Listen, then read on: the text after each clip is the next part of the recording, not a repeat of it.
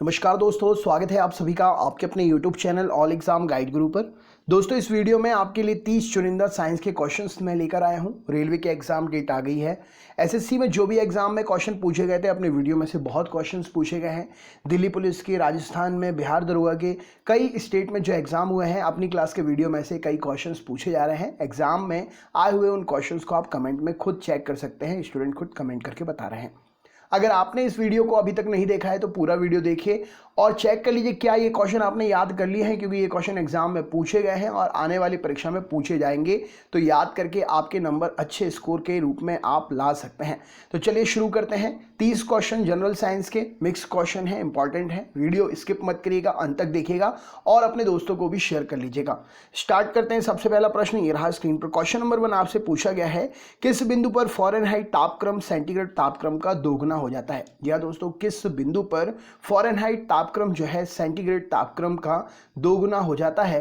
तो 160 degree Fahrenheit इस प्रश्न के लिए सही उत्तर हो जाएगा। ऑप्शन नंबर सी इस प्रश्न के लिए सही उत्तर हो जाएगा। 160 डिग्री फ़ारेनहाइट तापमान जो है सेंटीग्रेड तापमान का दोगुना होता है। नेक्स्ट क्वेश्चन देख लेते हैं क्या पूछा गया है।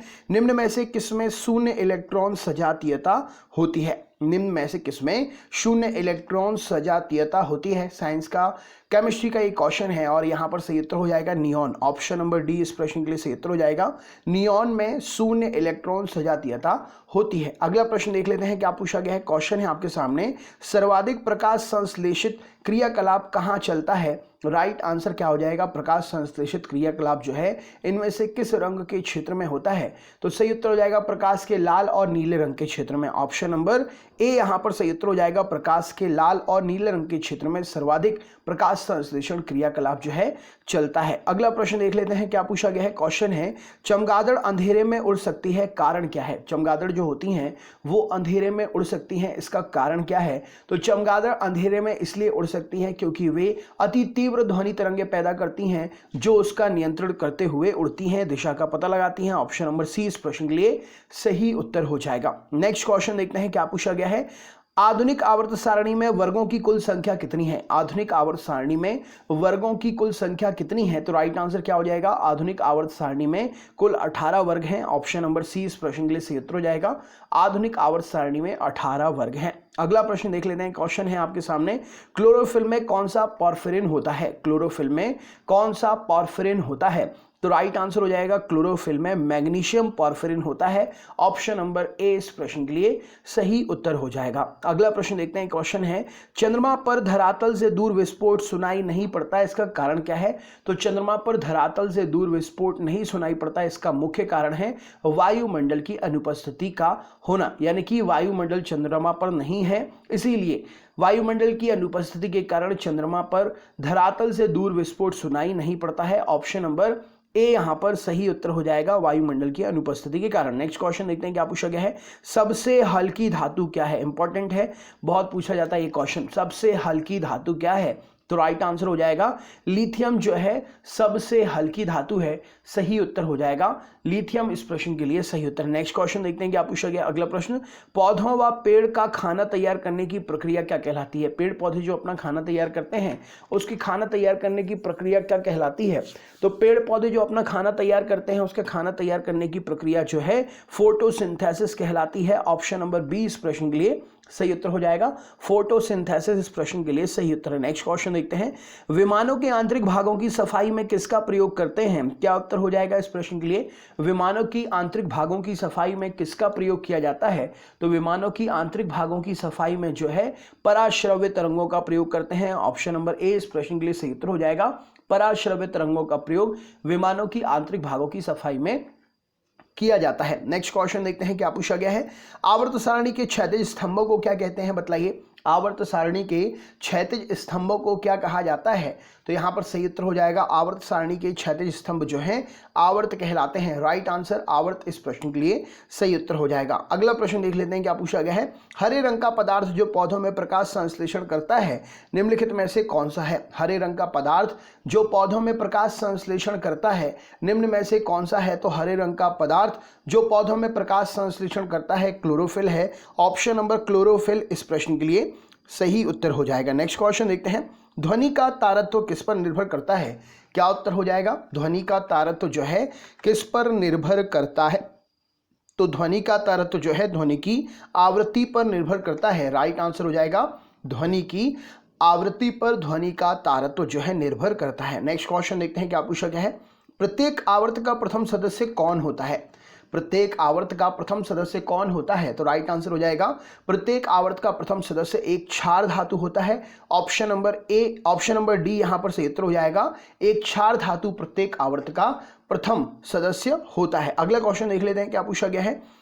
प्रकाश संश्लेषण की दर सबसे कम किस रंग में होती है? प्रकाश संश्लेषण की दर सबसे कम किस रंग में होती है? तो प्रकाश संश्लेषण की दर सबसे कम बैगनी रंग के प्रकाश में होती है। ऑप्शन नंबर सी इस प्रश्न के लिए सही उत्तर हो जाएगा। बैगनी रंग का प्रकाश प्रश्न के लिए सही उत्तर है। नेक्स्ट क्वेश्चन देखते हैं क्या पूछा गया है। कीड़े तथा हानि पहुंचाने वाले तत्वों को घरों से दूर भगाने के लिए किसका प्रयोग करते हैं? कीड़े तथा हानि पहुंचाने वाले तत्वों को घरों से दूर भगाने के लिए किस तरंग का प्रयोग करते हैं? तो यहां पर सही उत्तर हो जाएगा अल्ट्रासोनिक तरंगों का प्रयोग कीड़े तथा हानि पहुंचाने वाले तत्वों को घरों से दूर भगाने के लिए किया जाता है। नेक्स्ट क्वेश्चन देखते हैं क्या पूछा गया है। आवर्त सारणी के उदग्र स्तंभों को क्या कहा जाता है? आवर्त सारणी के उदग्र स्तंभों को क्या कहा जाता है? तो आवर्त सारणी के उदग्र स्तंभों को वर्ग कहते हैं। ऑप्शन नंबर बी यहां पर सही उत्तर है। नेक्स्ट क्वेश्चन देखते हैं। प्रकाश संश्लेषण की प्रक्रिया का प्रथम चरण क्या होता है? प्रकाश संश्लेषण की प्रक्रिया का पहला चरण क्या होता है? तो राइट आंसर क्या हो जाएगा? प्रकाश संश्लेषण की प्रक्रिया का प्रथम चरण है सूर्य के प्रकाश के द्वारा क्लोरोफिल का उत्तेजन। सूर्य के प्रकाश के द्वारा क्लोरोफिल का उत्तेजन। ऑप्शन नंबर बी यहां पर सही उत्तर हो जाएगा। सूर्य के प्रकाश के द्वारा क्लोरोफिल का उत्तेजन प्रकाश संश्लेषण की प्रक्रिया का प्रथम चरण होता है। नेक्स्ट क्वेश्चन देखते हैं। शिकार का पता लगाने के लिए चमगादड़ अथवा डॉल्फिन किस परिघटना का प्रयोग करते हैं? शिकार का पता लगाने के लिए चमगादड़ अथवा डॉल्फिन किस परिघटना का प्रयोग करते हैं? तो शिकार का पता लगाने के लिए चमगादड़ और डॉल्फिन जो है प्रतिध्वनि का निर्धारण करते हैं। ऑप्शन नंबर डी यहां पर सही उत्तर हो जाएगा। प्रतिध्वनि का निर्धारण करते हुए शिकार का पता लगाते हैं। नेक्स्ट क्वेश्चन देखते हैं। सबसे भारी धातु क्या है? राइट आंसर क्या हो जाएगा? तो सबसे भारी धातु जो है ऑस्मियम है। ऑप्शन नंबर बी इस प्रश्न के लिए सही उत्तर हो जाएगा। सबसे हल्की धातु लिथियम, सबसे भारी धातु ऑस्मियम हो जाएगी। नेक्स्ट क्वेश्चन देख लेते हैं क्या पूछा गया है। प्रकाश संश्लेषण की क्रिया में बाहर क्या निकलता है? प्रकाश संश्लेषण की क्रिया में बाहर क्या निकलता है? तो प्रकाश संश्लेषण की क्रिया में ऑक्सीजन जो है बाहर निकलती है। राइट आंसर हो जाएगा। नेक्स्ट क्वेश्चन देखते हैं क्या पूछा गया है। पराश्रव्य तरंगों को सबसे पहले किसने सीटी बजाकर उत्पन्न किया था? पराश्रव्य तरंगों को सबसे पहले सीटी बजाकर किसने उत्पन्न किया था? तो गॉल्टन नाम के वैज्ञानिक ने पराश्रव्य तरंगों को सबसे पहले सीटी बजाकर उत्पन्न किया था। नेक्स्ट क्वेश्चन देखते हैं। प्रत्येक आवर्त का अंतिम सदस्य कौन सा होता है? प्रत्येक आवर्त का अंतिम सदस्य क्या होता है? राइट आंसर क्या है? अभी हमने थोड़ी देर पहले प्रथम सदस्य पढ़ा था, अब अंतिम सदस्य कौन होता है? तो प्रत्येक आवृत्ति का अंतिम सदस्य क्या होता है? तो यह एक अक्रिय गैस होती है। ऑप्शन नंबर सी इस प्रश्न के लिए सही उत्तर हो जाएगा। अक्रिय गैस प्रश्न के लिए सही उत्तर है। नेक्स्ट क्वेश्चन देखते हैं क्या पूछा गया है। किस क्रिया के फलस्वरूप पौधों में ऑक्सीजन का निकास और कार्बन डाइऑक्साइड का अवशोषण होता है?